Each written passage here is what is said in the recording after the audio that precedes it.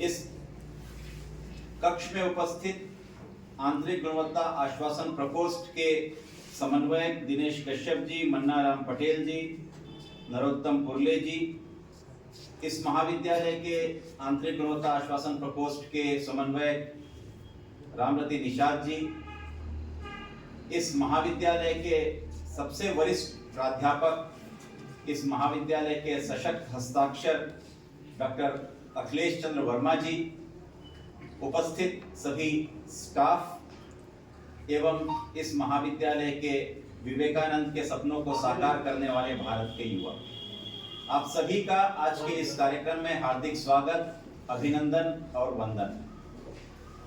ये पहला अवसर है छत्तीसगढ़ में कि हम समझौता ज्ञापन या मेमोरेंडम ऑफ अंडरस्टैंडिंग या MOU जिसको कहते हैं, वो एक महाविद्यालय 4 अन्य महाविद्यालयों के साथ एक साथ करा रहा। यह राष्ट्रीय शिक्षा नीति के लिए इसलिए भी आवश्यक है, जिसके संबंध में डॉक्टर शोभित वाजपेयी जी ने बात रखी कि क्लस्टर महाविद्यालय बनाने का। क्लस्टर मतलब होता है जब महाविद्यालयों को एक साथ साझा किया जाए। मानवीय जो चीजें हैं या मानव के पास उपलब्ध जो संसाधन है, जिसको हम मानव संसाधन कहते हैं, ओशो ने एक जगह कहा था कि मानव जो है वो संसाधन नहीं है, मानव जो है वो संभावना है और मानव में अपार संभावनाएं होती हैं। हम सभी में संभावनाएं प्रचुर मात्रा में हैं। शायद हम उन संभावनाओं का उपयोग उस तरीके से कर नहीं पाते जिस तरीके से हमें करने की आवश्यकता है। हम संभावनाओं का अनुकूलतम और अधिकतम उपयोग भी नहीं कर पा रहे हैं। जब आइंस्टीन मरणासन अवस्था में थे तो आइंस्टीन से पूछा गया कि E = mc², जब आपने इतने बड़े एक सूत्र को आपने प्रतिपादित किया तो आप तो बहुत ही सर्वश्रेष्ठ वैज्ञानिक हुए पूरे विश्व के। तो आइंस्टीन ने कहा कि मैं शायद अपने दिमाग का 10% ही उपयोग कर पाया, 90% तो उपयोग ही नहीं हुआ है। और यदि आइंस्टीन ऐसा कहता है कि 10% दिमाग का मैंने उपयोग किया है, इतना बड़ा वैज्ञानिक, तो हम अपने दिमाग का कितना उपयोग कर पा रहे हैं? यदि हम अपने दिमाग का इतना उपयोग नहीं कर पा रहे हैं तो हमें लोगों के साथ मिलकर अपने खुद के संसाधनों को और संभावनाओं को बढ़ाने की आवश्यकता है। इसलिए राष्ट्रीय शिक्षा नीति में महाविद्यालयों को एक साथ साझा करके उनके संसाधनों का, उनकी संभावनाओं का, उनकी बौद्धिक क्षमता का और उनके पास उपस्थित अन्य सभी संसाधनों का उपयोग हम कितना अधिकतम और अनुकूलतम कर पाते हैं, ये बहुत आवश्यक है। एक व्यक्ति अकेला चल सकता है, लेकिन जब उस व्यक्ति के साथ में सारे लोग आ जाते हैं तो एक टीम बन जाती है। और टीम की जो परिभाषा होती है या टीम को आप बृहद रूप में लेना चाहते हैं तो हर एक शब्द के या हर एक अक्षर के मायने अलग अलग हो जाते हैं। टीम 4 अक्षरों से मिलकर बनता है, T, E, A और M। T होता है टुगेदर, E होता है एवरीवन, A होता है अचीव्स और M होता है मोर। मतलब हुआ टुगेदर एवरीवन अचीव्स मोर। यदि सब साथ में आ जाएं तो प्रत्येक व्यक्ति बहुत कुछ हासिल कर सकता है और प्राप्त कर सकता है। आज हम 5 महाविद्यालय एक साथ बहुत कुछ हासिल करने के लिए निकले हैं। ये जो 5 उंगलियां हमारी हैं उसमें से प्रत्येक उंगली की अलग अलग महत्व है। जब आपको लघु शंका लगती है तो आप बोलते हैं सर, यही उंगली काम आती है लघु शंका के लिए, ये उंगली काम नहीं आती। और जब आपको दीर्घ शंका लगती है तो ये 2 उंगलियां काम आती हैं सर, तो आपको दीर्घ शंका हो गई। और जब आपकी शादी होती है या उसके पहले आपका एंगेजमेंट होता है तो उसमें यही उंगली काम आती है, जिसको हम रिंग फिंगर कहते हैं, और इसी में पहनाई जाती है, अंगूठी इसमें नहीं पहनाई जाती। और जब किसी को उंगली की ओर इशारा करना होता है तो यही उंगली काम आती है, बाकी कोई उंगली काम नहीं आती, उंगली में इशारा करना होता है। और व्हाट्सएप में सबसे ज्यादा कोई उंगली चलती है तो वो ये चलती है। और ये उंगली जो है ये बताती है कि हम कैसे हैं। अंगूठा छाप है और ऐसा है तो हवाई जहाज उड़ेगा, और ऐसा है तो हवाई जहाज नहीं उड़ेगा।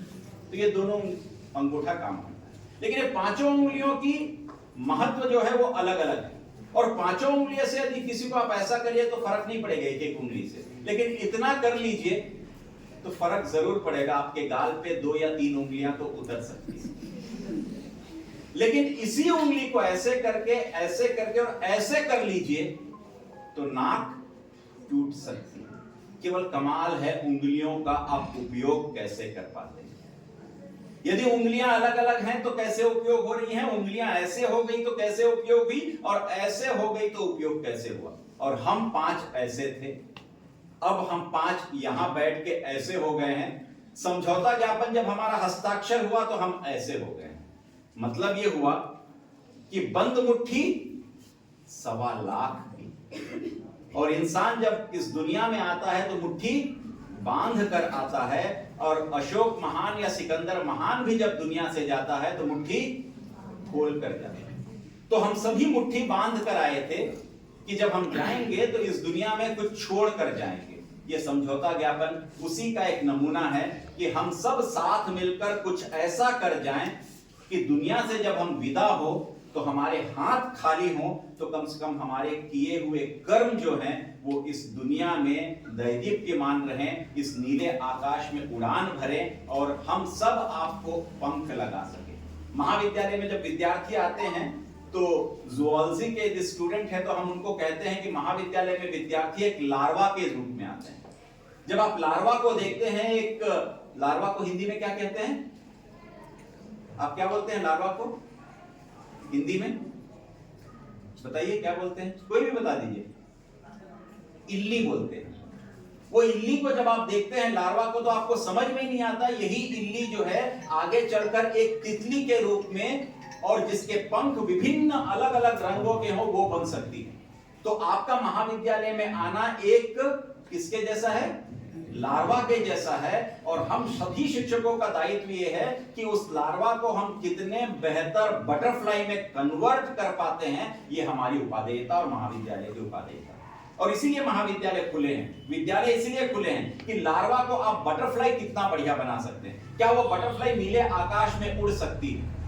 मुझे रॉबर्ट फ्रॉस्ट की 4 पंक्तियां याद आ रही हैं, अंग्रेजी के बहुत प्रख्यात कवि हुए जिन्होंने एनवायरनमेंट या पर्यावरण पे बहुत सारी काम किया, बहुत सारी कविताओं को लिखा।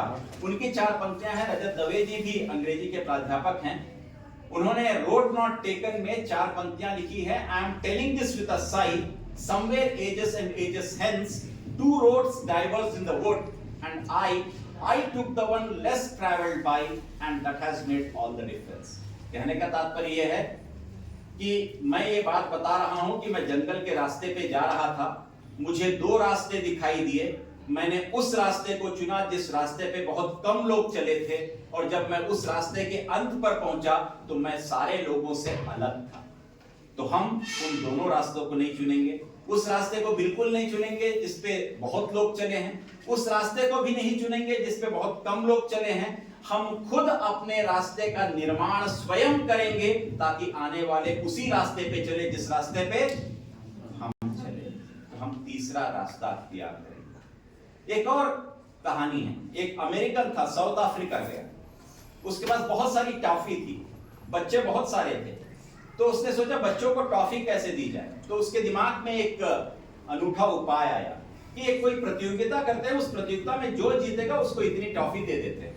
तो उसने टॉफी रखी 200 मीटर दूरी पर, और बच्चों से कहा कि बच्चों मैं 1 2 3 कहूंगा, और जैसी 3 कहा आपको दौड़ लगा के उस टॉफी तक पहुंचना है, और जो पहले पहुंचेगा उसको वो पूरी की पूरी टॉफी दे दी जाएगी। और जैसे उसने 1 कहा कुछ नहीं हुआ, जैसी 2 कहा कुछ हलचल हुई, और उसका 3 कहना था, बच्चों ने हाथ ऐसे ऐसे अपने फैलाए मतलब एक दूसरे का हाथ पकड़े, और जैसे उसने 3 कहा सारे के सारे बच्चे एक साथ जाकर उस टॉफी तक पहुंच गए। और टॉफी कितने लोगों ने बांटा? सब लोगों ने बांटा। ये होता है टीम, ये होता है साथ लेके चलने का। और इसीलिए हम कोइकुक्तुर महाविद्यालय दूर में जरूर हैं, सुदूर में हैं, लेकिन हमारा प्रयास है कि हम इन सारे महाविद्यालयों के साथ अपने आप को जोड़कर चलें, इनके संसाधनों का हम उपयोग कर पाएं। यदि भौतिक रूप से ना आ पाते हो ये, तो आभासी पटल पर या ऑनलाइन जिसको आप कहते हैं, उस पटल पर भी यहाँ के प्राध्यापक, यहाँ के प्राचार्य और यहाँ के संसाधन हम तक आ जाएं, हम भी भौतिक रूप से वहां पहुंचे या आभासी रूप से, और विद्यार्थियों का भी आदान प्रदान हो। बहुत अच्छी बात है कि आदरणीय विधायक महोदया ने हम सभी को कहा है कि हम आपके यहाँ के विद्यार्थियों को इंडस्ट्री, औद्योगिक प्रतिष्ठानों में भेजेंगे और उसके लिए बस की सुविधा हम मुफ्त उपलब्ध करा देंगे। और हम किसी दिन यदि चाहेंगे कि मुंबई जाएं, तो मैं आप सभी की ओर से आदरणीय विधायक महोदया का हृदय से आभार व्यक्त करता हूं कि कोई अपने तरफ से ऐसी पहल करते हैं कि आपको दुनिया देखने के लिए बाहर ले जाया जाए। और निश्चित है जितना आप आगे जाना होगा, आपको यहां से बाहर निकलना होगा। कूप मंडूक के जैसे रहेंगे तो दुनिया केवल उतनी ही रहेगी। वो व्यक्ति जो बाहर निकलता है वही मधु को प्राप्त करता है। मैं यूथ हॉस्टल एसोसिएशन का सदस्य हूं और यूथ हॉस्टल एसोसिएशन कहता है wandering one gathers honey. Honey मतलब शहद, वॉन्डरिंग मतलब घूमने वाला व्यक्ति। तो जो घूमता है व्यक्ति वही मधुरस प्राप्त कर सकता है। और आप सोचिएगा कि मधुरस किसके कारण आता है? मधुमक्खी। मधुमक्खी कहां से लाती है रस को? फूल। और कौन से फूल से? कहां कहां घूमती होगी? हर एक मधुमक्खी का अलग अलग क्षेत्र होता है, वहां से फूलों में बैठ के उस रस को लाके वो अपना पूरा का पूरा मधुमक्खी का छत्ता बनाती है। न जाने कितने जगहों से वो मधु इकट्ठा करके लाती है, तब जाकर वो मधुरस इतना स्वादिष्ट रहता है। तो इसीलिए बाहर निकलना बहुत जरूरी है, अपने ज्ञान चक्षुओं को खोलना बहुत जरूरी है। इसलिए भगवान ने 2 कान दिए हैं, दोनों कानों से दोनों तरफ से सुनना है। 2 आंख दिए हैं, उससे जितना आत्मसात कर सकते हैं। एक बहुत बड़ा हार्ड डिस्क दिया है जिसको ब्रेन कहते हैं, जो कितने टीबी का है आपको पता ही नहीं है। कोई भी मेमोरी इससे बेहतर हो ही नहीं सकती। और अंत में उसने एक मुंह दिया है कि 2 बार सुन लो, 2 आंखों से देख लो, पूरा स्टोर कर लो और परिष्कृत करके अपने मुंह से उन शब्दों को निकाल दो। इसलिए आप जैसा बोलते हैं वैसे ही बिजली भी आ जाती है। और आप जैसा बोलते हैं, यदि मधुर बोलते हैं तो आप लोगों के दिल में उतर जाते हैं, और यदि आप मधुर नहीं बोलते हैं तो लोगों के दिमाग में चढ़ जाते हैं। चढ़ते इसलिए हैं क्योंकि आपके मुंह से आपका दिमाग ऊपर है, इसलिए ऊपर आपको चढ़ना पड़ता है। मुंह से आपका दिल नीचे है, इसलिए कोई दिल में उतरता है और दिमाग में चढ़ता है, क्योंकि मुंह से दिमाग ऊपर है और मुंह से दिल नीचे है। हमने दिमाग का भी उपयोग किया है, हमने दिल का भी उपयोग किया है, और जिस दिन दिमाग और दिल दोनों एक साथ आ जाएं, उसी दिन को कहते हैं 19 जनवरी 2026 समझौता ज्ञापन पर हस्ताक्षर।